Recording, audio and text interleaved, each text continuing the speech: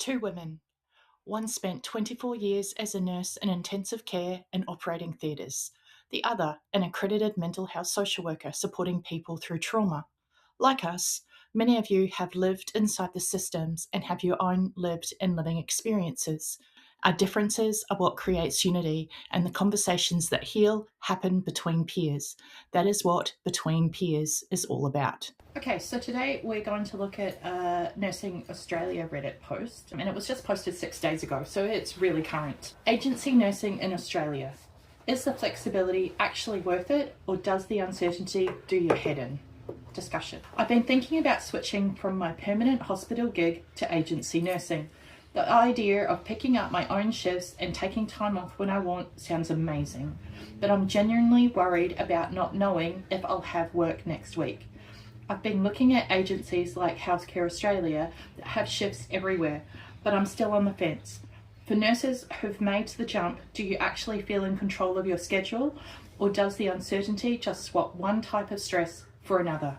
Keen to hear the good and the ugly. All right, so what would you like to know? What's your opinion? Well, for me, security is my highest value. And agency work, I don't know. Well, I've thought about agency work, I guess, which is doing the FIFO 3-month contracts. I guess that would be the most similar thing for a social worker. And that is exciting in some ways, but terrifying in others, because every 3 months you have to sign a new contract. But I think this is the next level, because you don't know what you're doing day to day. And I know that you've done some agency work, so I wanted to know what your experience Okay, is. so different hospitals do different things, and then I've got lived experience of the whole lot. Okay, so right, and then on top of that, we are now talking about today, because it's only 6 days old, we are currently talking about today's economy. Yeah. Okay, so first and foremost, if I was to give advice and if I was to reply to this response right now on this Reddit post, my advice would be, first and foremost, are you in a partnership or not? Yeah. Second of all, is the partnership stable, and is the income stable from them? And enough to cover your expenses. And enough to cover expenses, because that then dictates how I would respond. Okay, and the rationale for that is, right now, personally, I would peel back and want to check in with this person, because are they going through carer's fatigue or a bit of burnout with where they're at? Yeah, this sounds like a way to deal with that. And then therefore then do we then suggest, hey, right now I don't think you should actually go to agency work with today's economy. Is it a role that you could drop back to, say, 0.6 or 0.7, which is 6 or 7 shifts a fortnight, and then pick up some agency, so that you're not as fatigued, because you're then only working 3 shifts a week for guaranteed income, but assuming you're in a partnership with someone whose income is stable, so then you've got a household income that is stable, but you're still doing your effort to pick up extra work, but it's not guaranteed work, because they can, depending on federal elections and elections that we've discussed in other videos, you could potentially have a shift cancelled at you at the very last second. Well, the comments do mention that. So if you further go down in the thread, the problem with agency nursing is it depends on what sort of nursing you do, okay, and what your background is. So if back when I was nursing, I had neonatal ICU and theatres. Yeah. And then technically also some emergency work. Not a lot though, but some. And then it was the surgical as well, that I had as surgical experiences, right? Extensive surgical experiences. So in that, I was quite employable as an agency nurse, okay? Because I could be sent to a lot of different areas.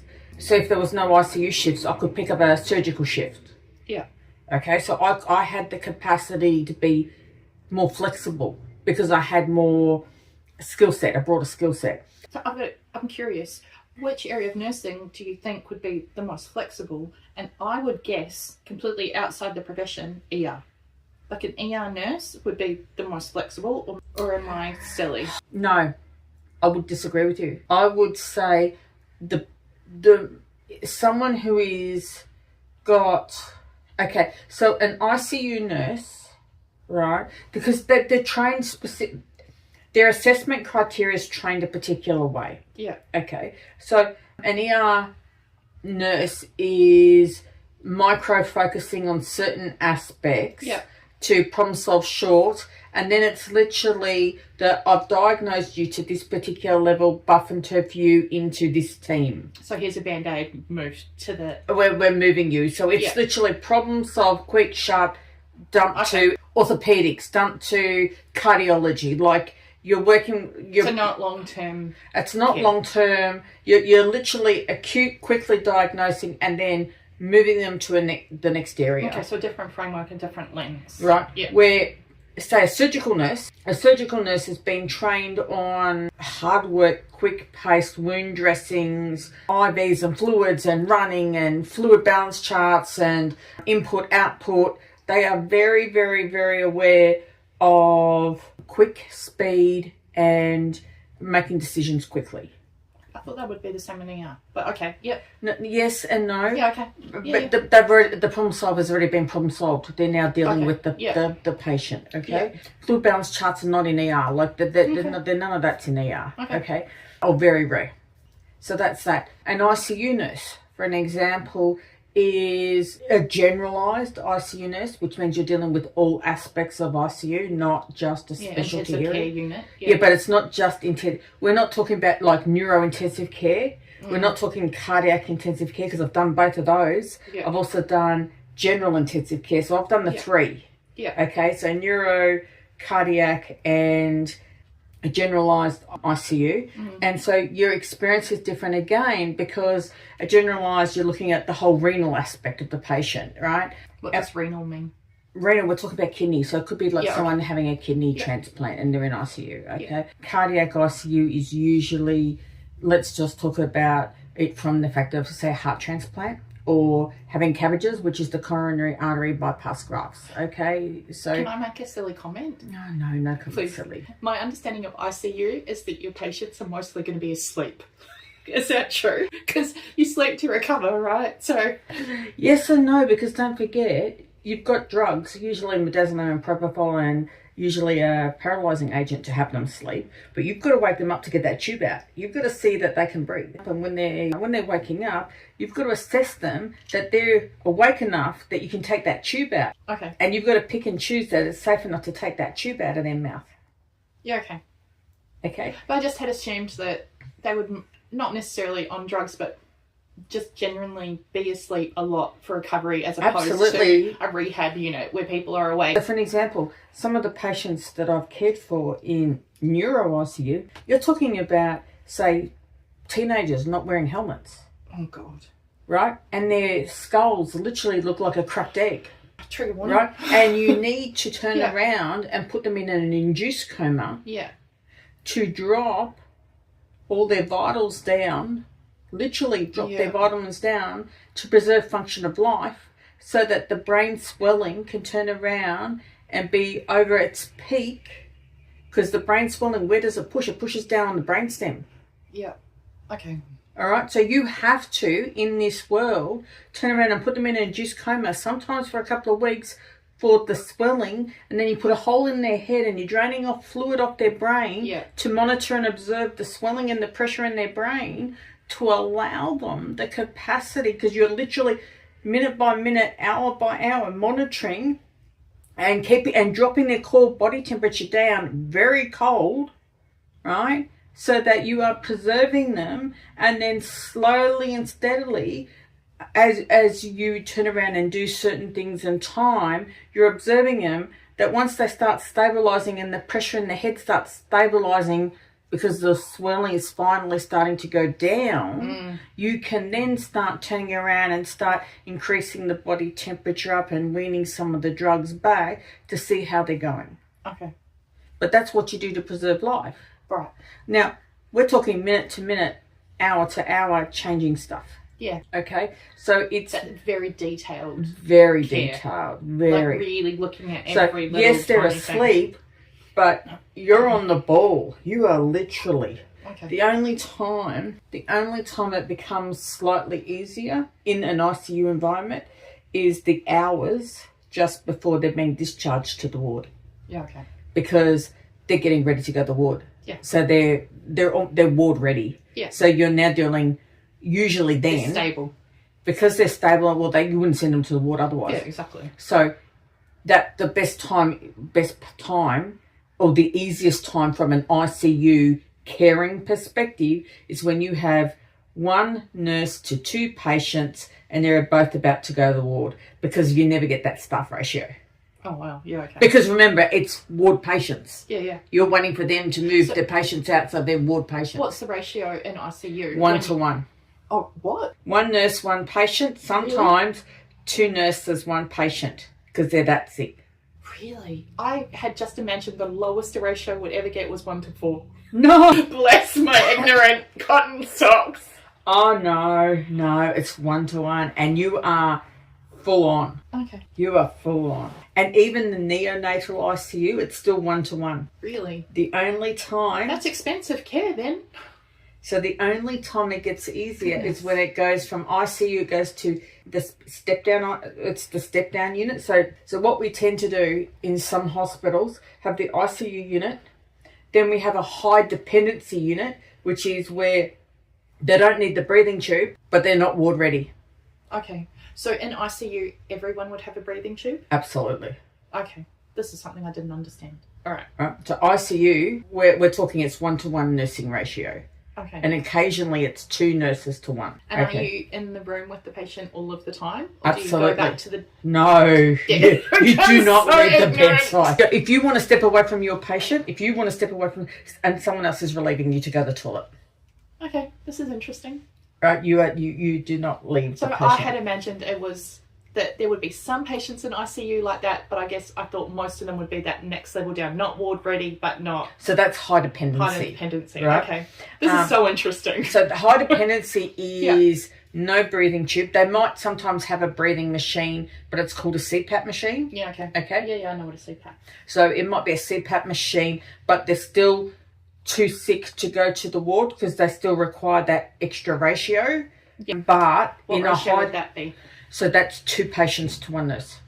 So still higher than what I had imagined. Okay, that's interesting. So this is why when you're if you're looking at from a private health insurance perspective, and you're having to have surgery and they say you've got to have a night in hospital, and then all of a sudden you look at the hospital bill and it's big thousands of dollars. This is why. Yeah. Okay. Because it's this 1 to 1 ratio concept. Okay. So yeah, and from a neonatal perspective, you've got the neonatal ICU, but you then have a step down as well. Okay. Yeah. Okay, so every hospital that I have worked in the 3 states, so the Eastern Seaboard, has had ICU, a high dependency, and then the wards. Okay. Okay. So in ICU, if people are that ill, are family allowed in there, or is it? So yes and no. Family. So family is not allowed during handover. Yeah, of course. Okay, because we are also usually an ICU unit is basically a huge, big, for argument's sake, a big, huge square. So there's not different rooms; they're all in the no, same. they're right, and so it's like a donut. It's a concept of a donut where all the beds are again around the walls. Yeah. And in the center is the huge center hub. Yeah. Where you'll have charge nurses and doctors writing reports and everything, all on standby all the time, always there, and all the extra additional monitoring equipment. But yeah, you are literally 1 nurse to 1 patient, literally against the wall. Okay. In big size spaces compared to... Clearly watched too much television, because I'd imagine that they were in their own room, but that makes a lot more No, sense. they are in their own room, but only if they've got infectious diseases. Yeah, okay. And that's where you have to put on the full, almost like hazmat equivalent, you know what I mean? Like, yeah. So we do have them, absolutely. And they have their own special rooms exactly for infection control. Yeah. Also, we, depending on what's going on, and this is now obviously trigger warning statement, if someone is really not good and they've just come in and they're not good and they may not make it, we take them to a private room for the family. Yeah, okay. With the patient. Yeah. Read between your lines. I don't want to give it over, since I've already given it so much detail of other things that you were viscerally horrified at. Well, wasn't horrified. I was just like, some other people might be. Cracked. It's nursing. Yeah. You know, let's look back at some of our earlier videos where we've turned around and talked about that nurses have such a dark sense of humour. Well, how else do you survive? Yeah, exactly. Exactly. We just talk. I mean, that's your normal. Normal. That's what you were doing every day, whereas that's not my normal. Absolutely. How else do you then go eat? How else do you then go to the toilet? How else do you go home and hug your kids? Yeah. It's your normal, unfortunately. Okay. All right. So maybe move back to agency stuff because that's where we started. Although this is so fascinating. So going back to agency nurse, depending on what skill set you have and what your family dynamic is, it's what my advice would be. If you have a stable, healthy relationship, if their income is stable income, then the reality is I would then advocate and suggest that you drop back to, say, 0.6 or 0.7, depending on the ward or depending on the unit, what you're allowed to, because some look and frown and there's culture and all that behind the scenes stuff. And then I would literally do some agency nursing. Now, why would I do it? Is because it gives so you're saying balance. Do 0.6 and 0.7 on the stable where you are, and then do agency nursing for the other 0.3, 0.4? That's right. Okay. That's a good idea. And the reason why is they'll give enough variety that it shows you. And also, the reality is, if you get enough experience on some of these other wards, you may then choose to be offered a job there. And you can then jump ship. Yeah, okay. I figured that's why people would do agency That's work. how I would do it, because I have done it. Yeah. Okay. And that's how I then jumped ship. And it would also teach you maybe what area you might want to move into. But it'll give you a hope. It will show you. Yeah. But the other advantage of an agency nurse that's not discussed is it takes you out of the politics and the bullshit.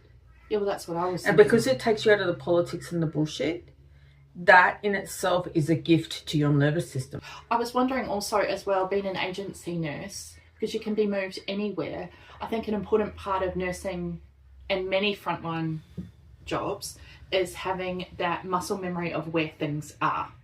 And when you don't know where things are, I think that would slow you down in an environment where minutes can matter to people's lives. Absolutely. And I wonder what the issue with that is. So what we do is we always give the agency nurse the easiest patients. Yeah, okay. So therefore then as a result, your nervous system, yes, you're under a little bit of anxiety because you don't know where everything is, but you've actually got the easiest patient load. Are some places assholes and give them the hardest one just to be... No. Okay, and the reason... Because someone could die, I suppose. No, it's not I'm not that. laughing because it's funny. You are so sometimes and this is as a team leader, when I've had to allocate staff, and we've had agency staff or even bank staff come onto the ward, you always give them the easiest ones, or the ones where you give them, because occasionally we had on one of our wards, we had patients who were very full of dementia, but they were here from a surgical perspective and they needed their surgical treatment. Okay. Yep. So in that case scenario, so this is where we're actually conjoining information from previous videos into this one. Okay. So with that, we would then put them on a 1-to-1 ratio. We would sometimes put the agency nurse to that particular patient, depending on the patient, to give our nurses a break. To give our nurses' nervous system a break. But they got the one-on-one. It also might be useful, and correct me if I'm wrong, that if you've got an agency nurse in that situation, for example, that has done a lot of dementia work, that they come in to another space, like surgical, and they've got that dementia experience, and so they're doing the work with the dementia patient that's come out of surgery.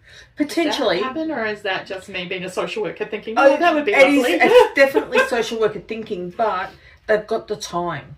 Yeah. Because the patient's never seen them, more often than not, the patient will actually go, because they won't recognise who they know and don't know, depending on where the patient's dementia state is. Okay, let's just quantify that. But because they've got nothing to do, they'll spend the time with the patient. Yeah, okay. Because they're spending the time with the patient, the rest of the ward can get the real shit done. And I know that's nothing to do. They've got stuff to do, but compared to how much work everyone else has got to do, it probably feels like because nothing. it's one patient compared to 6 patients. And I like how you said, and the others can get the real shit done. Because surgical ward can be, some of the surgical wards are heavy. Oh, yeah. Depending, like some of the wards I've worked on, no, one of the wards was, for example, vascular thoracic. Now, vascular is everything to do with the carotid artery, okay, remember, and I've told you some stories, but they were from yeah. Melbourne regarding carotid arteries. Yeah, So yeah. carotid arteries, we're talking aortic arch, Yeah. right? Yeah. Okay, we're talking femoral arteries, okay, or arteries, because we're talking artery work. So vascular is usually artery work, where, again, trigger warning here, where they've injected and they've turned their hand blue. Yeah, okay. Okay, so we're talking now big wounds, big dressings, big things that we're dealing with, vascular obs on top of everything else, okay? Yeah. When we're talking, say, for example, thoracic, this is where we're talking about cancer removals. Yeah, okay. In the thoracics, in the lungs. Yeah. Okay, so that was a heavy ward. It was one of the heaviest wards, mentally, physically, emotionally. From a patient perspective, I've had 2, I would say, negative reactions to anaesthetic. And you know, I've had many different surgeries and different things.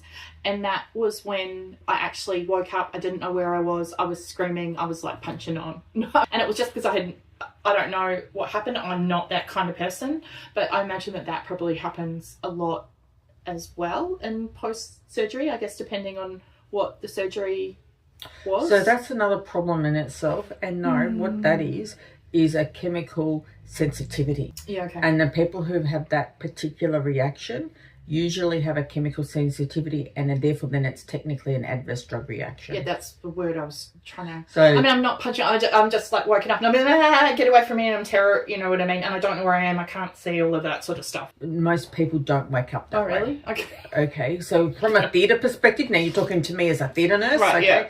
I'm telling you, most people don't wake up. That's usually a chemical sense. Okay, good to know that. I should probably mention that next Yes, time I have surgery. Yeah, and that goes into the stuff we've talked off screen, yeah. where you may end up needing to discover if you've got MCAS, which is the chemical sensitivities. Yeah. And that's something else that you need to look at. So no, it's not normal. I had figured that was relatively... It's not. No, I mean, not every patient, but I would have thought maybe like 30-40% might be like that, but you'd know. Okay, good to know. Bless. Anyway, let's move on. So on that note, my advice would be, I would, depending on word politics and ethos of the ward, I personally would drop back to 0.6 or 0.7, do some agency work, get your feet into other areas, remove yourself from politics and bullshit, allow you to turn around and see what else is out there, and you may eventually get yourself into a situation where you're enjoying something else somewhere else, that eventually you could actually look at employment there.